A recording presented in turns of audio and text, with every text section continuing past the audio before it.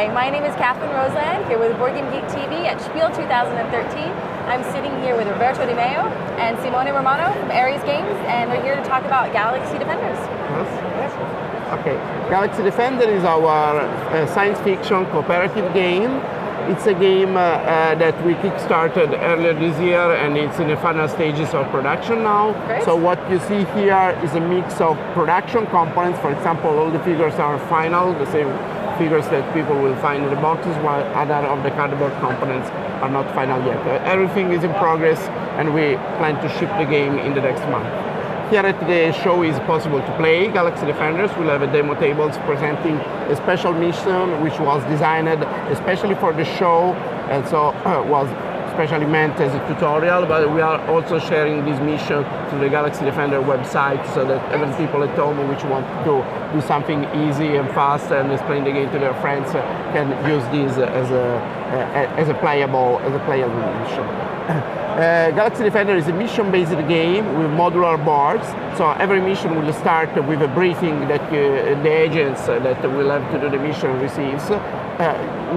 You will have presented the game board configuration that you have to create. Each mission will involve specific aliens, specific events which can happen through the mission, and special rules which can modify it. The game includes 6 different boards, which are modular. You can create different configuration. There are 5 agents which are Galaxy Defenders. So this is a special agency created on the Earth to face off the alien invasion.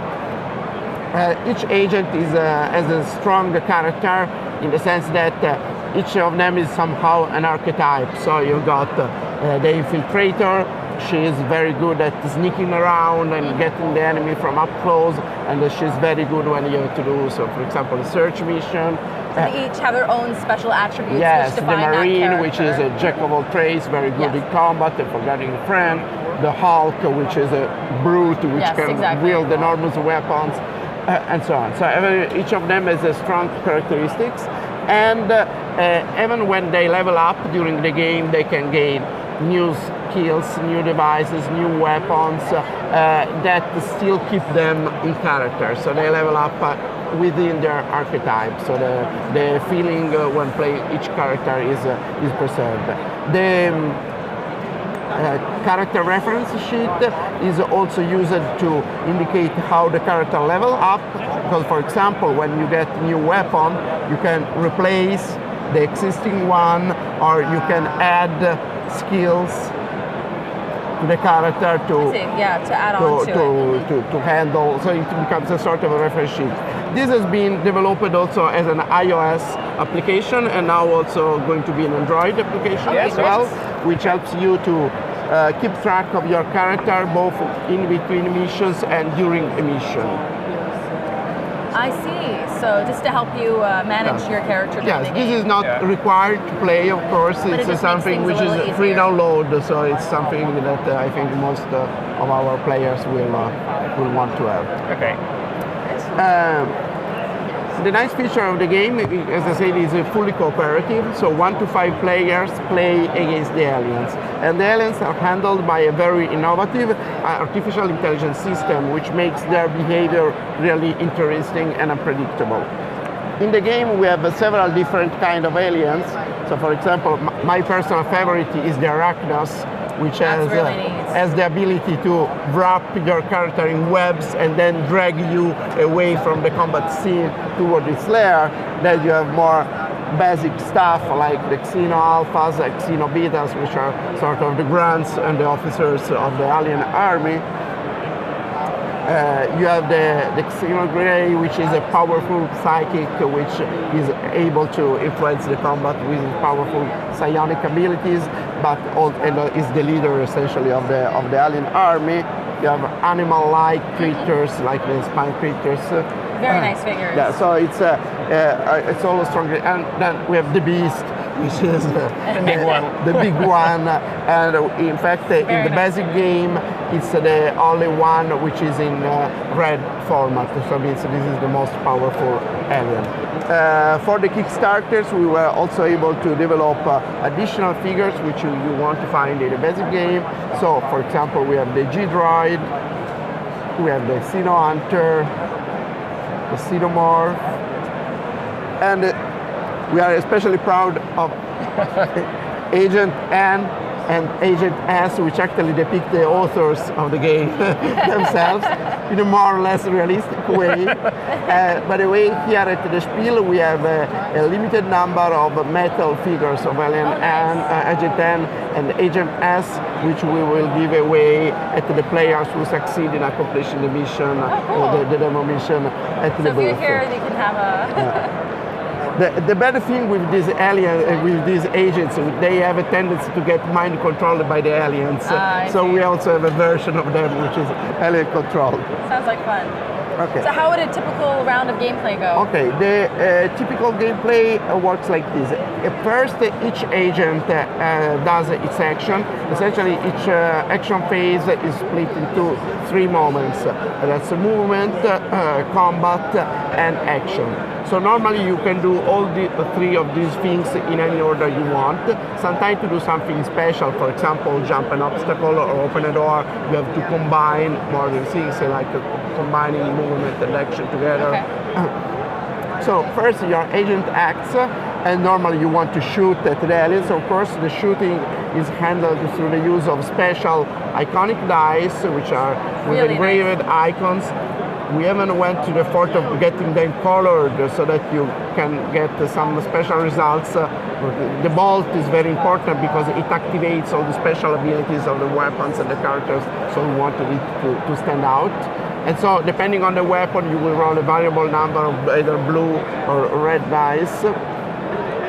And so the combat is resolved very easily as 1 attack roll and 1 defend roll.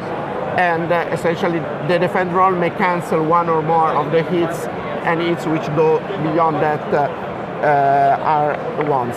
Of course, there are a lot of things which change this car mechanic, the special abilities of the weapons, the special abilities of the characters, the special abilities of the aliens. The aliens are activated after 1 agent ends his reactor. And at that point, you have a mechanic which is handled by the close encounter cars. The close encounter cars essentially tell you which aliens are activated under a number of different modalities of activation. So, for example, all aliens might be activated, or all aliens of a certain kind, or all aliens which are wounded, all aliens which are a certain color. So there's a lot of different ways that aliens can get activated, so it's really unpredictable what will happen. Okay. The nice thing of this simple but very effective activation mechanics, it automatically scales up with the number of agents in the game. Okay. Because say, if you have 1 agent in the game, you activate the aliens once. If you have 2 agents in the game, you activate the aliens twice in a round. So the more the agents, the tougher the opposition becomes. So it scales depending on how many players you are. This is a problem in a lot of scenario-based games, which are really balanced only if you play, say, with 3 or 4 characters, but becomes unbalanced in a way or another if you play with too few or too many. Here the game self-balances it out no matter how many agents you have in play. And also when you lose agents during the mission, the game rebalances itself automatically. Then, after you look at the aliens which are activated, you will have to look at how they behave. The alien each one is different in terms of its abilities and its behavior, because some of the aliens want to get close to you and get you in close combat. Somebody want to be far away and shoot you. The arachnos want to grab you and drag you away. So each one is special. And depending on the distance measured in zones, you see on the on the game board here.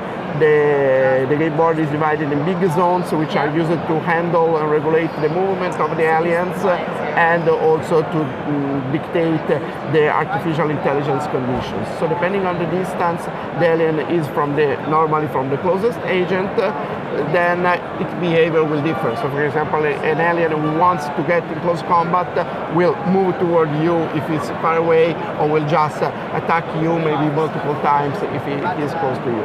So each alien is different in terms of the way it behaves, and of course this makes also the game very expandable.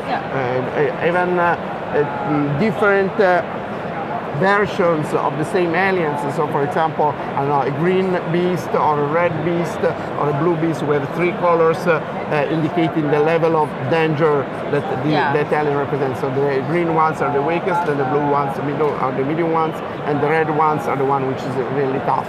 And by the way, we don't have so many red aliens in the starter set. We only have the red Xenobeast, but we have an expansion which is the Elite Alien Army, which gives you the red version of all the aliens. Okay, so this is very good if you want.